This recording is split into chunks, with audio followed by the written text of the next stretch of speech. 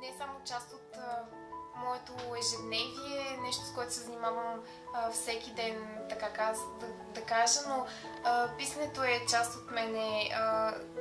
Това е нещо, което или го имаш вродено, или го нямаш, защото писането не е буквално да застанеш на белия лист и да почнеш да съчиняваш нещо.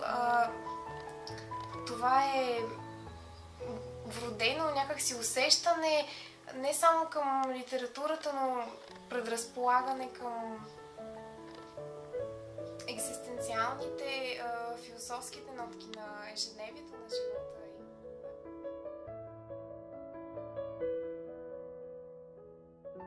Der Frühling ist schon vor langer Zeit gekommen. Die Freude überall, die Menschen lächeln, der Himmel mit ihnen. Was für ein Tag!